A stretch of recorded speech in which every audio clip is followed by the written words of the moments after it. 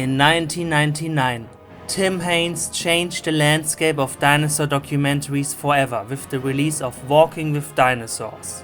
While all previous dinosaur documentaries were mostly just footage of talking paleontologists and the fossils, with maybe the occasional live reconstruction via artwork, stop motion, model or clumsy CGI, Walking with Dinosaurs was a full-length nature documentary with the goal to fully immerse the audience in a prehistoric world inhabited by dinosaurs. Using state-of-the-art CGI and animatronics, it ushered in the golden age of dinosaur documentaries and spawned many spin-offs and copycats.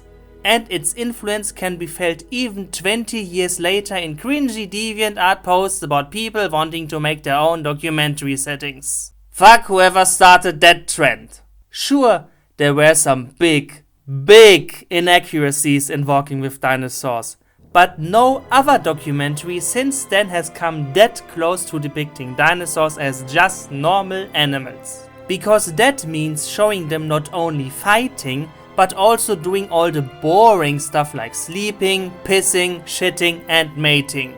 Everything around it, from the nature shots to the orchestral score, also helps in making it feel grander than just a dinosaur documentary. Walking with Dinosaurs is a work of art. I really don't have anything to add that these other reviewers have already talked about, so check out those videos. I want to focus on one niche subgenre that has been spawned in its legacy, and for that we have to travel back to another time.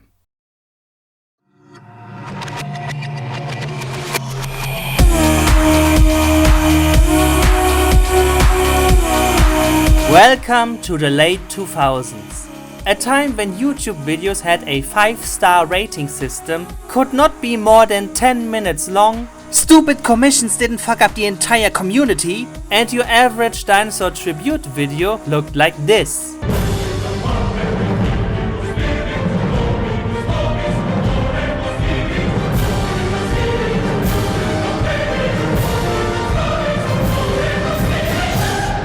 This footage comes from the game Jurassic Park Operation Genesis, a park builder game from 2003. Watch out, you Jurassic World Evolution players with your fancy 4K resolution. This is what it looked like back in the day.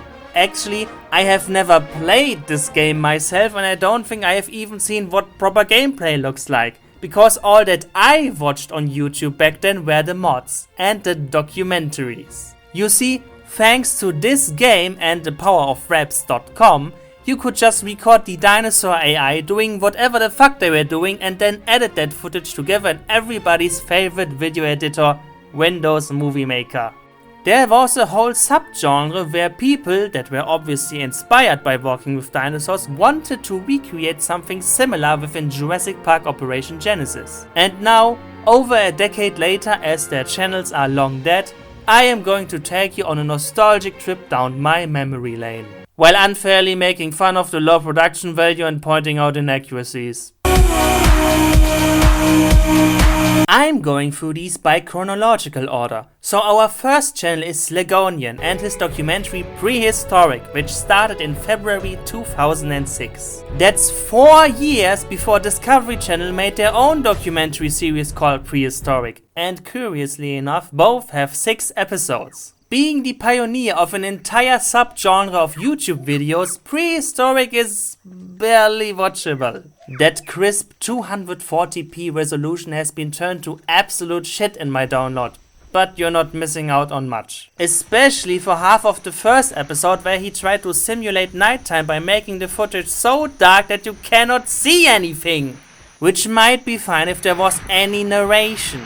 But there's nothing, not even text. So you have no idea what's going on. Some people might say the lack of narration helps making this feel more like we are actually watching dinosaurs in the wild, but there's so much B-roll of them just standing or walking around that it seems like there was supposed to be narration giving some basic facts about the dinosaurs on screen. Speaking of basic facts, this series highlights a common theme of these JPOG documentaries: the dilemma of being restricted by the dinosaurs that are in the game. JPOG's dinosaurs are mostly Cretaceous, with a couple of late Jurassic ones and only Dilophosaurus being early Jurassic. What Slegonian did was set his first episode 170 million years ago, halfway between the age of Dilophosaurus and the age of Ceratosaurus, because clearly that's where there must have been temporal overlap. And what do you do if you have the African Kentrosaurus, but your late Jurassic episode was set in North America?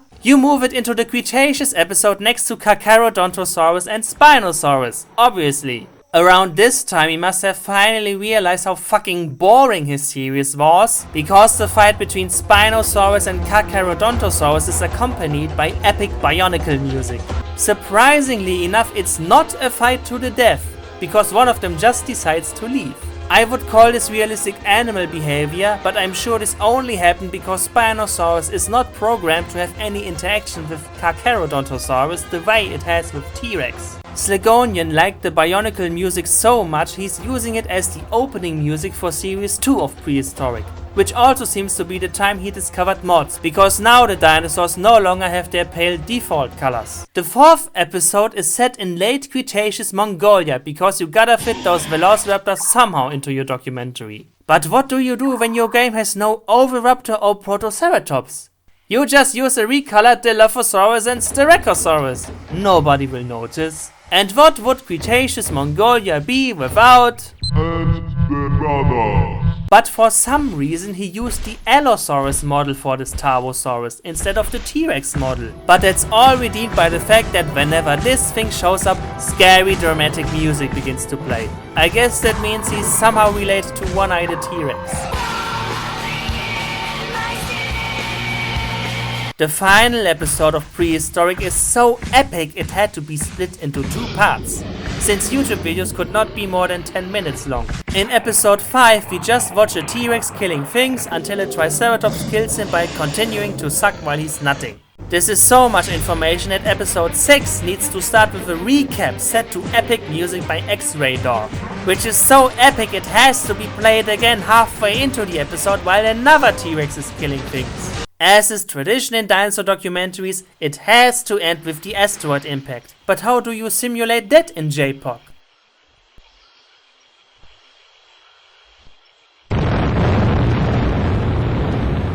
Like that. The T-Rex becomes so depressed he walks into the ocean, and then we just see a bunch of dinosaur corpses. The sounds and lack of narration manage to make it pretty disturbing. Until we get to the credits with Jurassic Park music. Oh, I'm sorry, I meant music from Bionicle and other. There's not much I can say about Prehistoric because it's so bare bones, but I'm feeling nostalgic for it, and I am definitely not the only one. This is where it all began.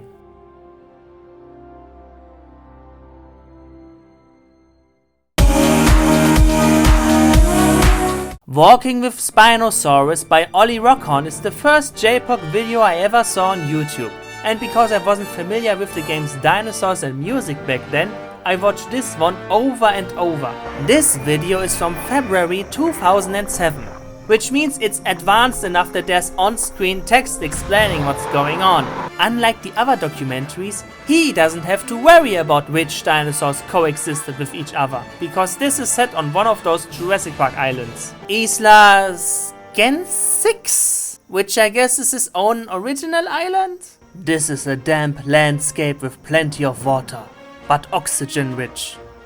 What kind of sentence is that? This is Carcharodontosaurus. He's a massive predator with... Hey, I wasn't finished reading yet! He's almost bigger than Rex, but not as powerful. Wait, what? What does almost bigger than him mean? Is he bigger than T-Rex or not? Also, it's hilarious how transparent this kid's bias is. Even though there's a Carcharodontosaurus on screen, we need to be reminded that he's not as powerful as T-Rex. His fin teeth cannot crush bones like those of T-Rex. And he wasn't that intelligent. This really speaks for itself.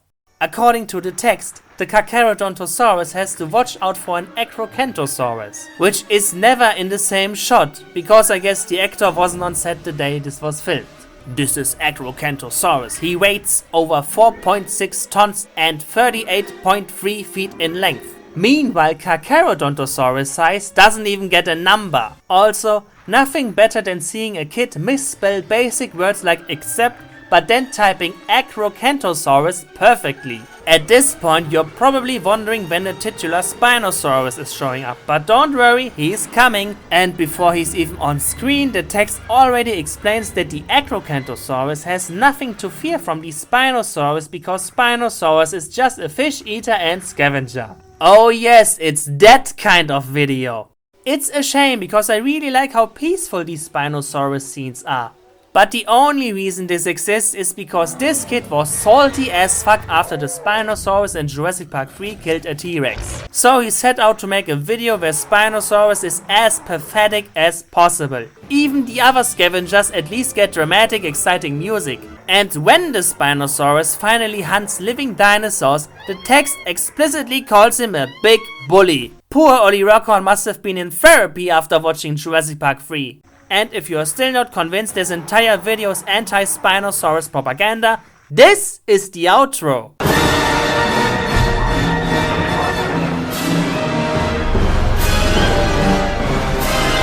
He also has a second video called Walking with Raptors. Naturally, it starts with a herd of Parasaurolophus getting attacked by a T-Rex. This enormous predator had the strongest jaws ever! Ever! Spinosaurus is fleeing. Spinosaurus is a scavenger.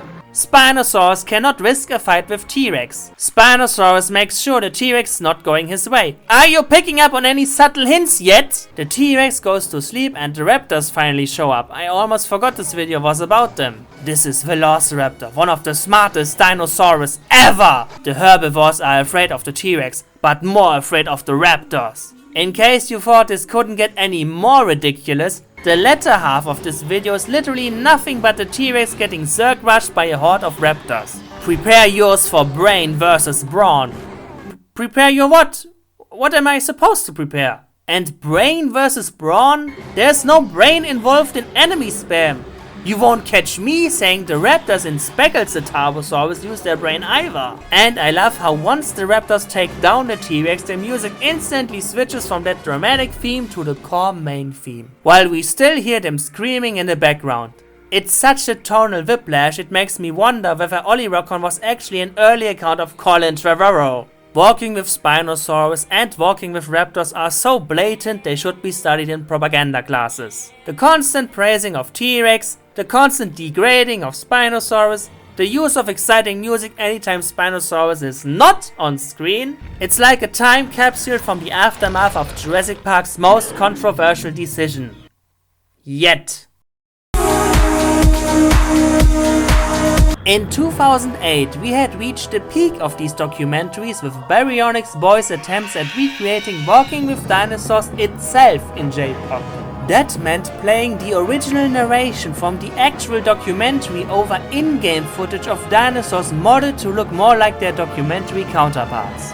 Since Walking with Dinosaurs covered such a huge variety of time periods and animals, that actually provides a few roadblocks due to the limited menagerie of the game. You don't have any non-dinosaurs like pterosaurs, marine reptiles, or the Triassic stuff in JPOG. Which is why I'm going to focus on the episodes that originally feature those kinds of creatures, so you can see how we try to circumvent these problems. For New Blood, Baryonyx Boy basically cheated by basing the video just on the beginning and the end of the actual episode. That way he could shove in cameos from Tyrannosaurus and Stegosaurus and not even bother with the Postosuchus, Cynodont or Patinosaurus. His Plateosaurus stand-in is just a Camarasaurus model, and his Coelophysis stand-in is a Gallimimus with pretty kawaii striped socks.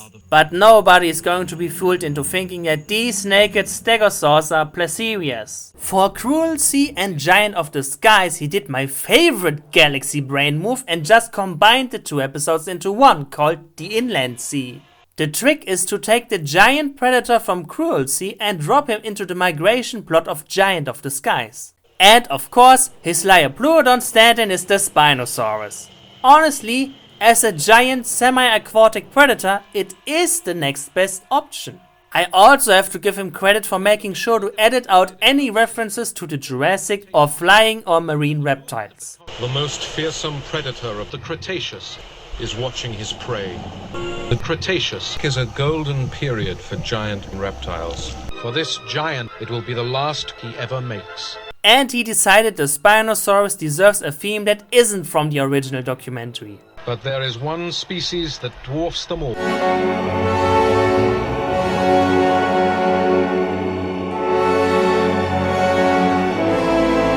Yes, because when I think of Spinosaurus, I think of Emperor Palpatine. It is time to move on. He must leave these shores and return to his breeding site on the other side of the world.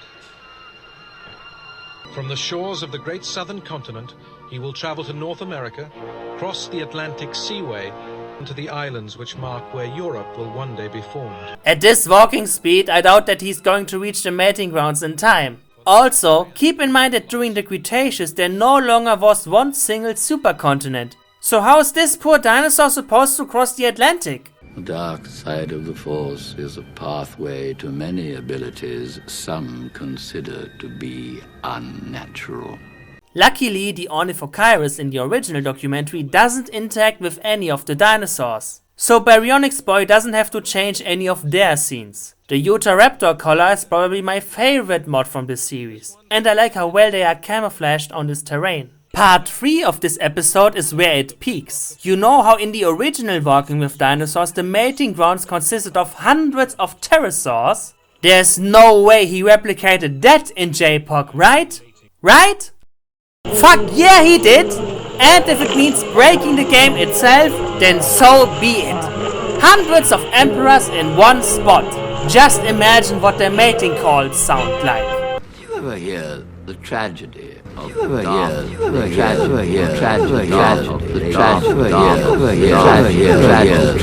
This Spinosaurus mass orgy is without a doubt my favorite scene from this entire series. Just think about how fucked up the local ecosystem must be each season when hundreds of giant predators congregate here for Star Wars celebration. In a nice bookend, the episode concludes with the storm from Cruel Sea and the death of the giant predator, with the hungry scavengers waiting for their meal. Ironic. He could save others from death, but not himself. Next is Spirits of the Ice Forest.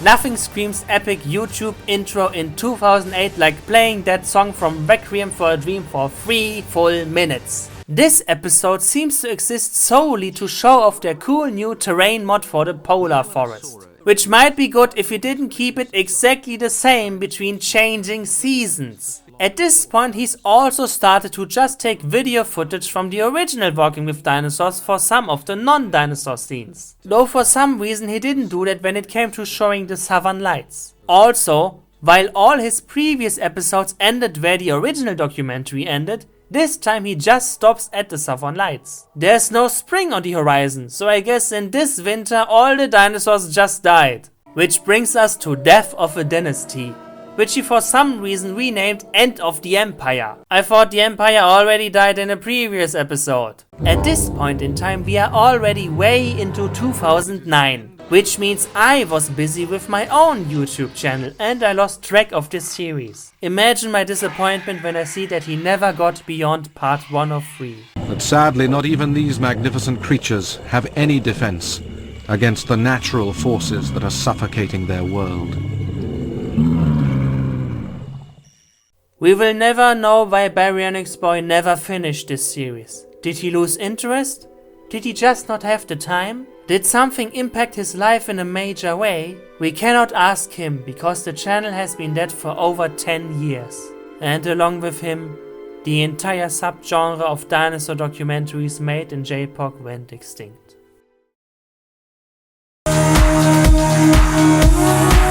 Enter Green Whale Gaming. So I've actually had the idea to make this video about these old JPOG documentaries since last year. And when I tried to look them up on YouTube, I found Green Whale Gaming. He took the concept of Baryonyx Boy's videos and brought them into the year 2018. This means better mods that more closely resemble the dinosaurs from the documentary, episodes as long contained videos instead of chopped up parts, and HD resolution. But still with the same charming game limitations. The craziest thing is that he tried to not only recreate Walking with Dinosaurs in JPOG, but other dinosaur media like Planet Dinosaur as well.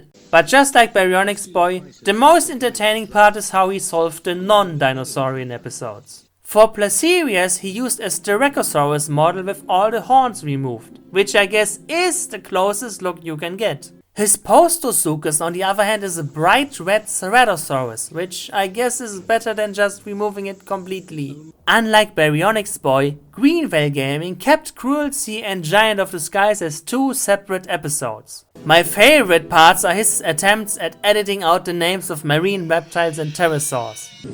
It starts with a single Premosaurus, Pleurodon. Kairos is grounded by the heavy rain. Oh yeah, of course the Spinosaurus takes the role of the Pleurodon again. Also, I love that he kept in this line.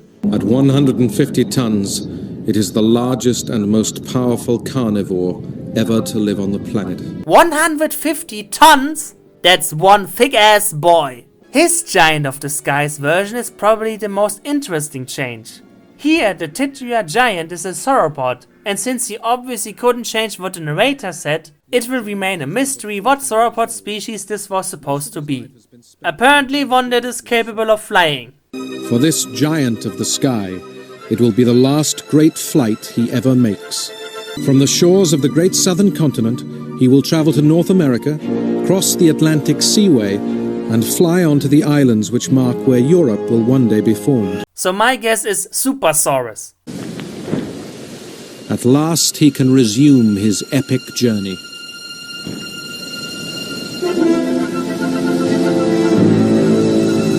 And I thought it was unrealistic to have a Spinosaurus migrate across the Earth. This slowpoke's going to need 40 years to get to the mating grounds. At least this time the mating grounds don't look like they're about to crash the actual game. Heat stress and lack of food have all but killed him. The king of the skies has lost his majesty. Seeing this scene yet again also makes me realize just how cruel this whole documentary reenactment genre is. Keep in mind, you cannot play as the dinosaurs in JPOG, so to get this footage you have to observe the poor unsuspecting AI dinosaur limp around until it starves to death. But I am so relieved that 1 decade later, somebody is keeping the legacy of Baryonyx Boy's Walking with Dinosaurs alive.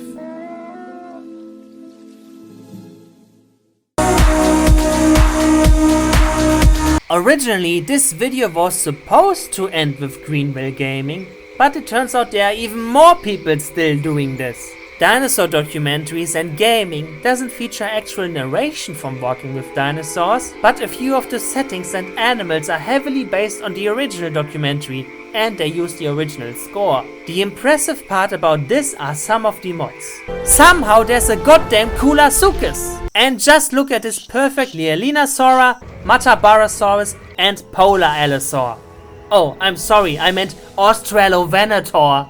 Alright, usually I wouldn't bother to nitpick inaccuracies in some kid's YouTube video, but I know someone's gonna roast me if I don't point out that Australovenator is from a 10 million years younger formation than Lealinasaura, and its fossils weren't even discovered yet when Walking with Dinosaurs was made. So the Polar Allosaur from Walking with Dinosaurs is not Australovenator. At most, it might have been some theropod related to Australovenator. Okay, but now to one final YouTube channel.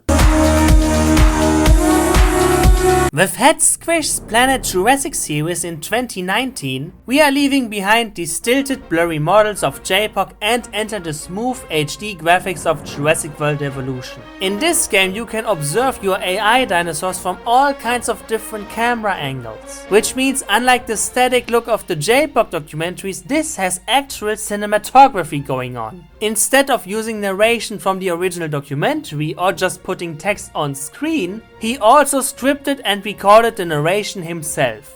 In such a fiery place, tempers burn hotter than even the sun.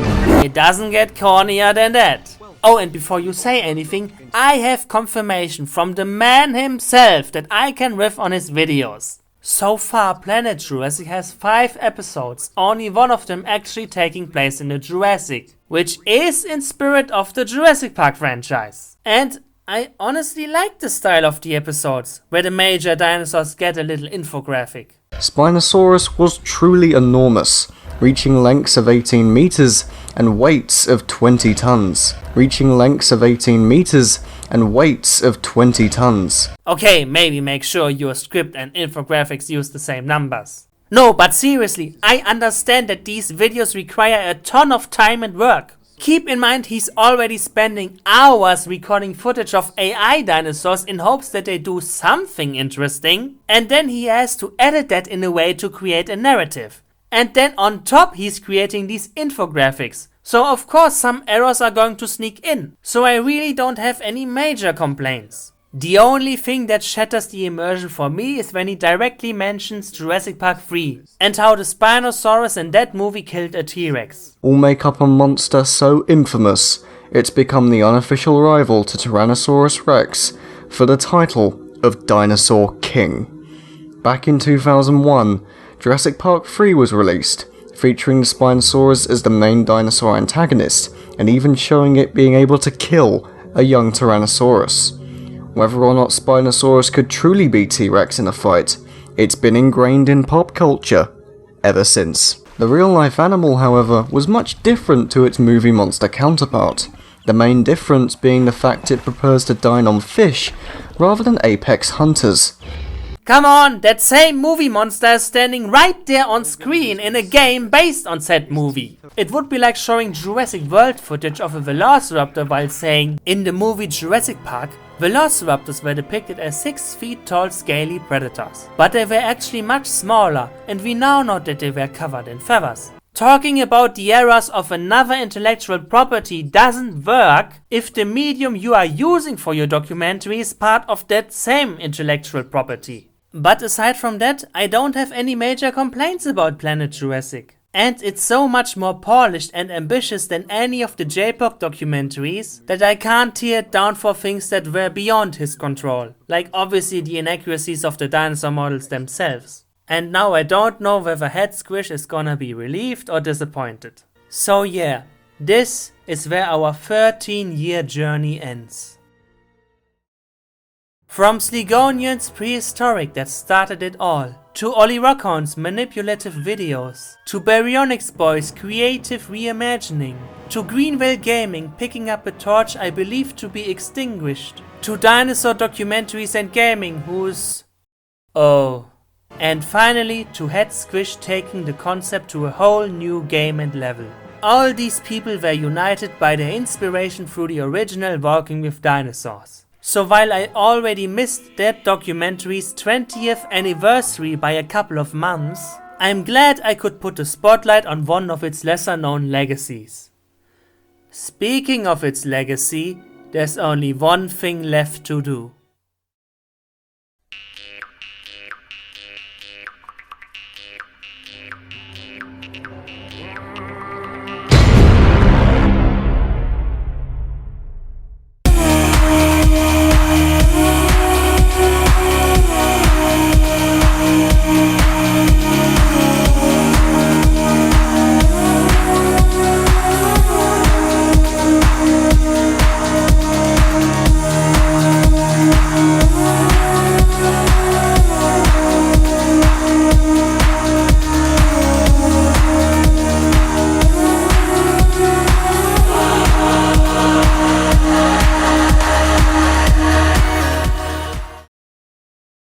The most fearsome predator of the Jurassic is watching his prey.